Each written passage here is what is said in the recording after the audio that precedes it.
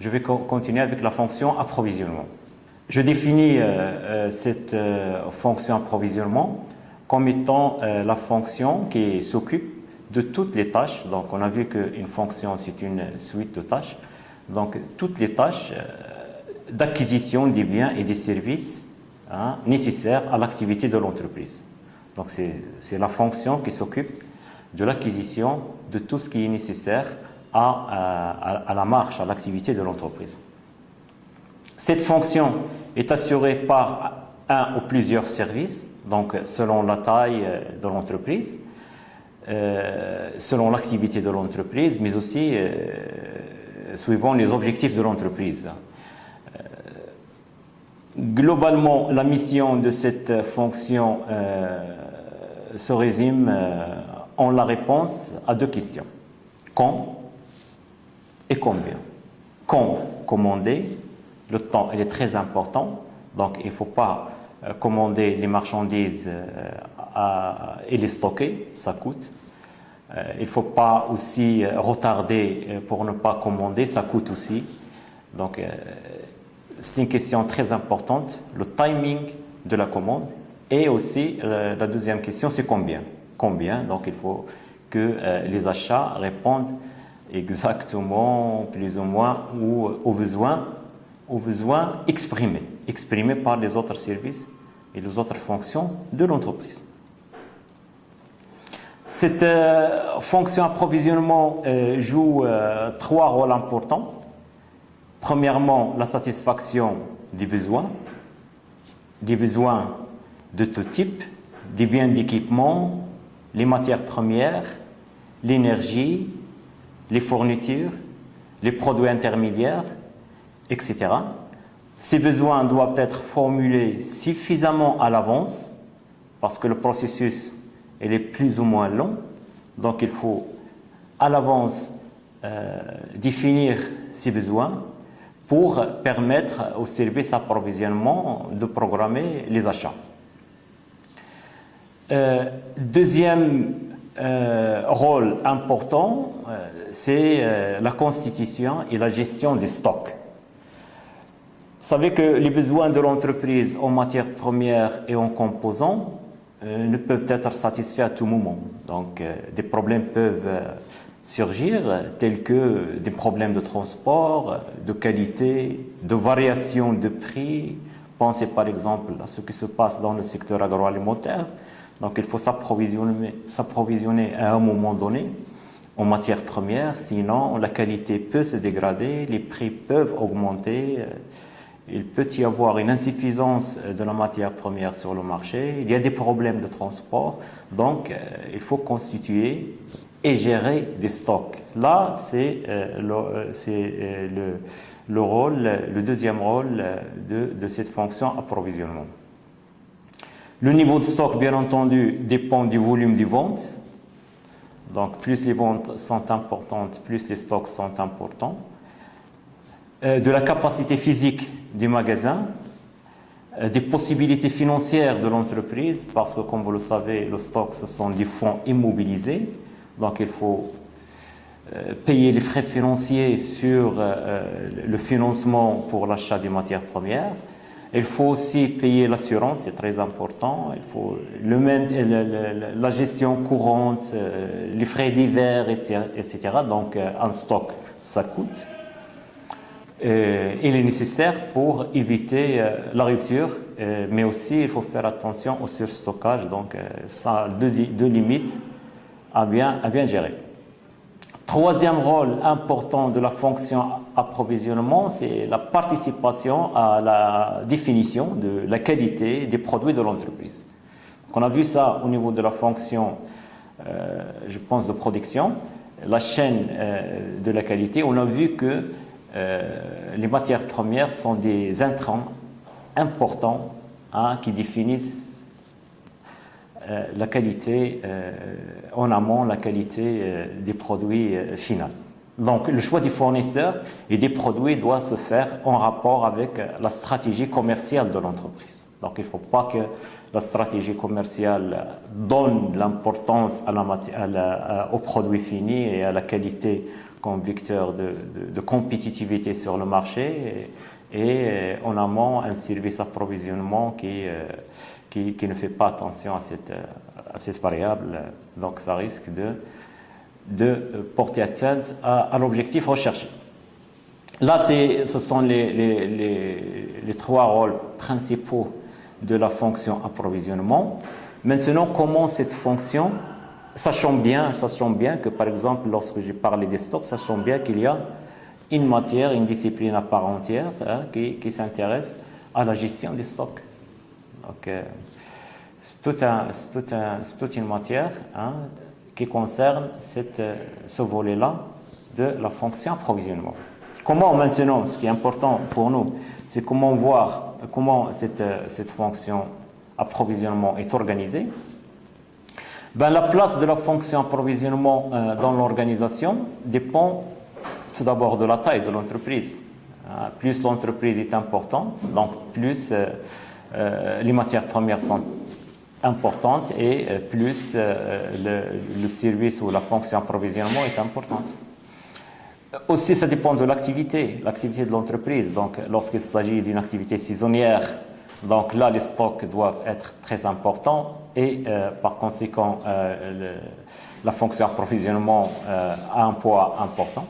Lorsqu'il s'agit d'une activité, par exemple, de service, là, l'approvisionnement, ça ne constitue pas grand-chose. Donc, tout ce qui est fourniture de verrous, peut-être, etc. Donc, ce n'est pas très important lorsqu'il s'agit d'une activité de service.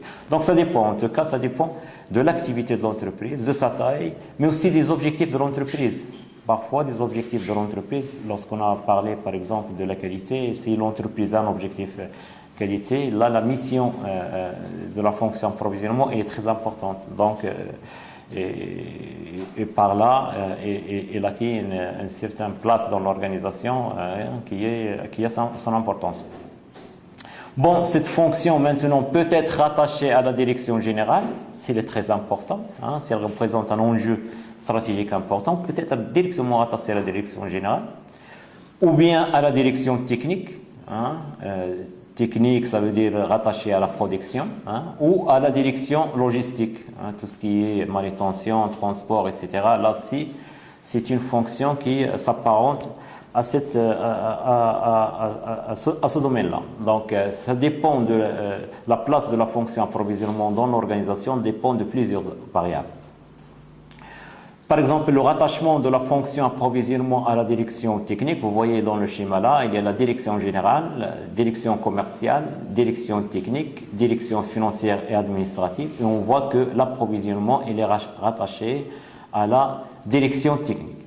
Donc là, cet organisme est expliqué par une variable qu'on a cité auparavant. Donc, pourquoi l'approvisionnement est rattaché à la direction technique? Il faut voir un peu l'activité de l'entreprise, ou bien les objectifs de l'entreprise, ou bien la taille de l'entreprise, etc. Et ce qu'on va demander des étudiants, chaque fois devant un organigramme, une organisation des fonctions, essayer d'analyser et essayer pourquoi ce rattachement-là. Là, c'est aussi un objectif parmi les autres objectifs de ce cours. C'est donner à l'étudiant les moyens et les outils nécessaires pour pouvoir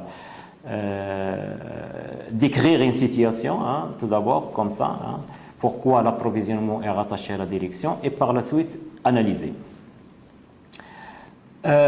Donc, dans les entreprises commerciales, par exemple, où les produits commercialisés sont nombreux, la fonction approvisionnement est souvent très développée.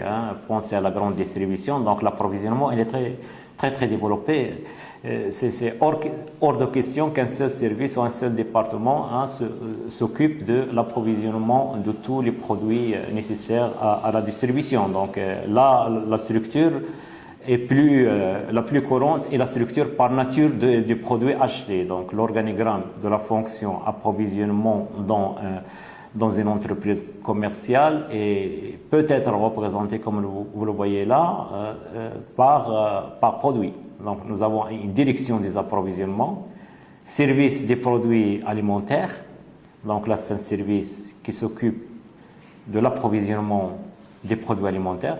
Un autre service qui peut s'occuper, par exemple, de l'approvisionnement des produits textiles.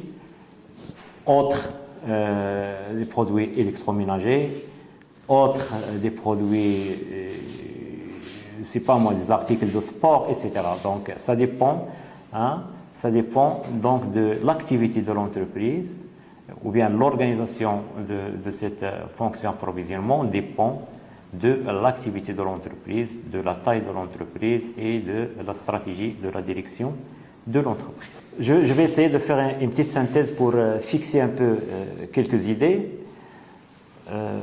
Nous avons traité dans cette partie en deux chapitres. Donc un chapitre pour les structures organisationnelles et un deuxième chapitre pour quelques principales fonctions de l'entreprise. On a vu 5.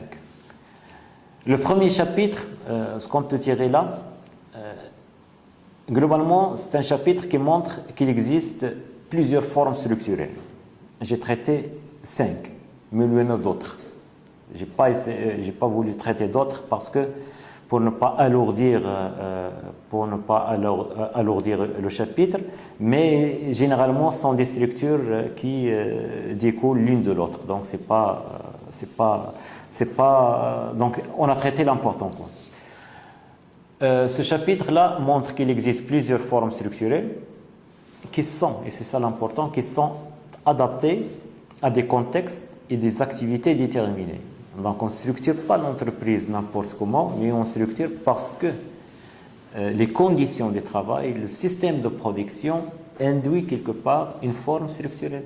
Donc c'est pour ça qu'on trouve dans un secteur quelconque, l'ensemble des entreprises, la majorité, disons, sont organisées de la même manière, parce qu'il y a un système technique qui induit cette organisation. Parce qu'il y a des manières de travailler qui induisent cette manière de structurer. Donc, la structure, c'est quelque part une forme d'organisation du système de production qui est imposée soit par la technologie, soit par les contraintes de production, soit par etc. Donc, l'idée essentielle, c'est que les structures qu'on a traitées sont adaptées à des contextes et des activités déterminées. Lorsqu'une entreprise veut se diversifier, elle doit adopter une structure particulière. Lorsqu'elle traite avec plusieurs marchés, ou bien elle a plusieurs domaines d'activité stratégique, il est préférable qu'elle se structure d'une manière appropriée. Donc c'est ça l'idée essentielle, la structure ne s'impose pas et on n'est pas libre de la changer à notre guise, donc il y a des contraintes qui imposent tel ou tel mode de structuration de l'entreprise. C'est ça l'idée que j'ai essayé de fixer chez l'étudiant. Première chose. Chaque structure organisationnelle a sa propre logique au niveau de la division du travail et de la coordination. Donc rappelez-vous ce qu'on a dit au départ dans le premier chapitre, que l'organisation d'une façon générale se réduit à deux choses, deux éléments, c'est la division du travail et la coordination. On a vu ça dans les structures organisationnelles, donc chaque structure a sa manière d'organiser le travail et de le coordonner. Peut-être c'est sa manière de coordonner le travail et de le diviser qu'induit la structure. Donc on ne sait pas, mais il y a un lien fondamental entre les deux. Là, c'est une question très intéressante à voir. Et c'est un point essentiel à fixer. Donc il y a deux. Nous avons aussi montré qu'à côté d'une structure formelle schématisée par l'organigramme, il y a ce qu'on appelle une structure informelle. Donc l'organigramme ou la structure formelle, son schéma c'est l'organigramme qui définit les circuits d'information, les relations sociales, les relations hiérarchiques, qui doit obéir à qui est dans l'ordre à qui, quels sont les niveaux hiérarchiques, etc. Donc ça, on l'a vu dans les structures organisationnelles qui sont matérialisées par des organigrammes. Il y a ça, mais il y a ce qu'on appelle le sociogramme, qui représente quoi? Il représente l'organisation informelle. L'organisation informelle, c'est quoi? C'est l'ensemble des relations sociales, affectives, relations de proximité, relations culturelles qui se nouent et qui se forment à l'abri de l'organisation formelle. À l'abri de l'organisation formelle. Et parfois, ils peuvent contourner les règles, ils peuvent contourner les circuits d'information formelle, ils peuvent même contourner les objectifs de l'organisation. Donc, il y a l'organisation formelle souhaitée, planifiée et désirée par la direction de l'entreprise, mais à côté de cette formation, cette structure formelle, il y a une structure, une organisation informelle. Donc, il y a d'autres réseaux d'information, il y a d'autres objectifs, il y a d'autres cultures, il y a d'autres liens, il y a hiérarchiques peut-être qui se nouent à l'abri de l'organisation formelle et qui sont nécessaires pour le maintien et le bon fonctionnement de la structure formelle. Donc, ce n'est pas toujours une mauvaise chose, mais parfois c'est nécessaire et ça aide au bon fonctionnement de l'organisation formelle. Je pense par exemple aux entreprises qui sont dirigées par des équipes de direction étrangères et qui travaillent avec une main-d'œuvre marocaine. Donc deux cultures qui sont tout à fait différentes et qui coexistent, c'est parce qu'il y a un compromis quelque part, je ne sais pas comment appeler ça, mais ce sont deux organisations, deux cultures, en tout cas dans une même organisation qui fonctionne. Donc tout ça, c'était un peu l'objectif de la deuxième partie, ou plutôt des premiers chapitres de la deuxième partie. Le deuxième chapitre, j'ai présenté d'une manière très résumée, très synthétique, quelques principales fonctions de l'entreprise. Et mon objectif était d'évoquer tout simplement leur aspect organisationnel et leur principale mission. Sachant bien que je n'ai pas parlé d'autres fonctions qui sont très importantes et qui répondent justement au contexte de développement actuel, notamment la fonction qualité, donc elle est très importante dans l'organisation.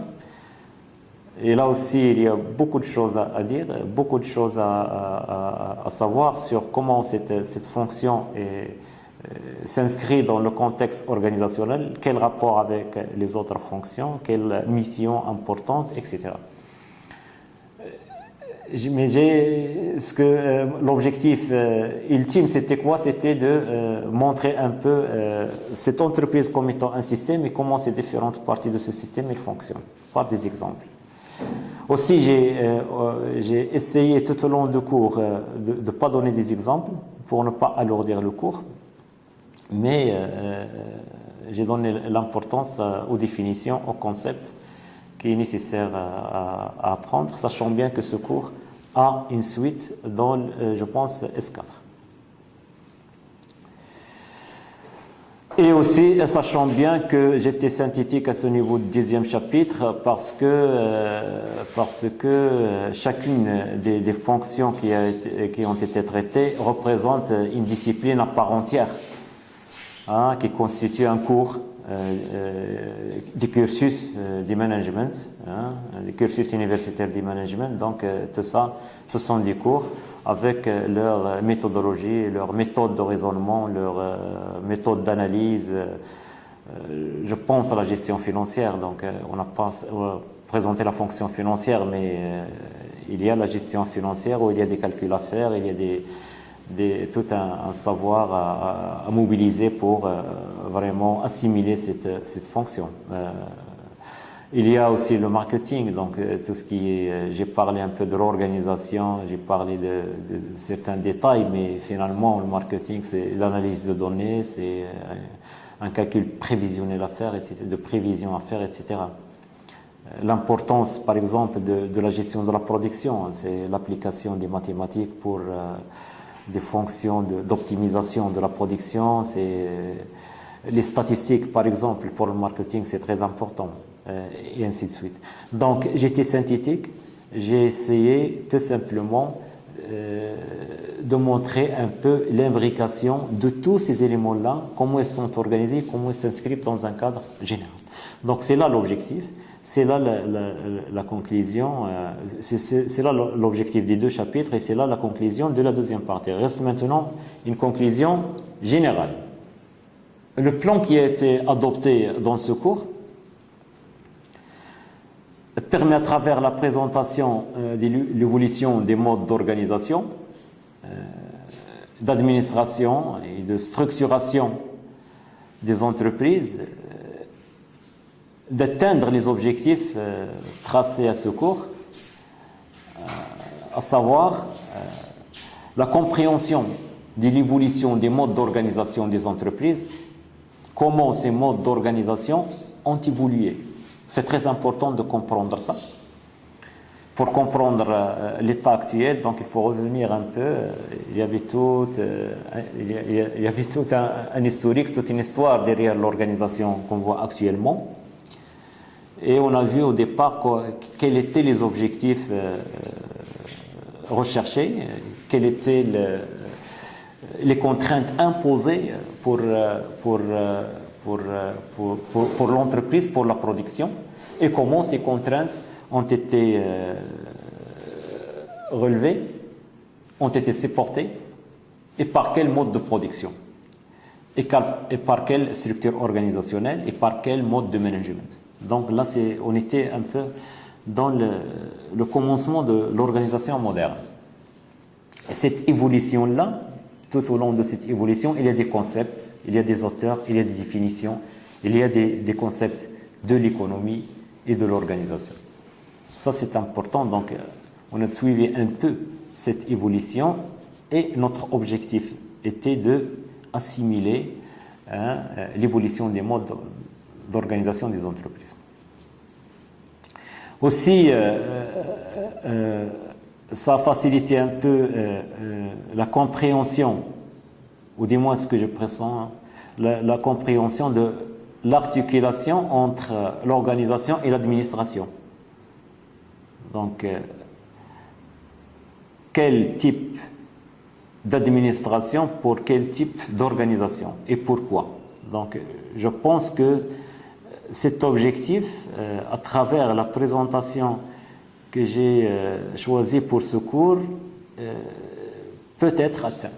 Donc, on essaie de faire, j'ai essayé de donner le maximum d'éléments pour que l'étudiant puisse faire un peu le lien entre le mode d'organisation et le mode d'administration. Et aussi, j'ai visé comme objectif la maîtrise du vocabulaire et des concepts en rapport avec cette organisation.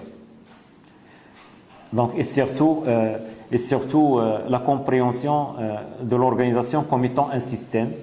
C'est un système, c'est un tout. Un système en perpétuelle adaptation, donc il change. On a vu ça. Donc, c'est un système en perpétuelle adaptation avec son environnement, non seulement externe, mais aussi interne. Non seulement l'environnement externe, mais aussi son environnement interne.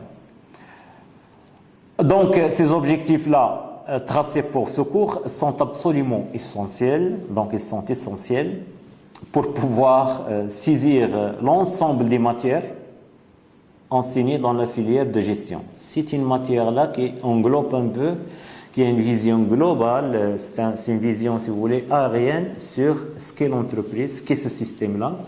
Et les autres matières de gestion, ils zooment sur un aspect de cette organisation et ils développent des outils d'analyse, etc. Donc là, si vous voulez, la matière, c'est un regard d'une certaine attitude sur une réalité et les autres matières, essentielles d'ailleurs pour comprendre ce qui facilite amplement la compréhension et développe chez l'étudiant une vision globale de la gestion. Une vision globale de la gestion. Donc on ne peut pas parler du marketing sans connaître un peu les contraintes de la production. On ne peut pas parler des contraintes de la production sans connaître un peu les contraintes de la commercialisation. On ne peut pas parler de la commercialisation sans avoir une idée sur ce qu'est l'approvisionnement. On ne peut pas parler sur l'approvisionnement sans voir un peu quelles sont les possibilités financières de l'entreprise pour acheter, pour stocker, etc. Donc c'est un tout. La gestion, c'est un tout. C'est le même sujet, d'ailleurs, c'est le même sujet. Et cette vision globale qu'offre cette matière-là facilite un peu, amplement, la compréhension de ces matières-là. Un ultime objectif, si je peux parler d'un dernier objectif de ce cours, qui n'a pas été mentionné, mais c'est beaucoup plus espéré. J'espère, par cette méthodologie audiovisuelle, développer chez l'étudiant une aptitude de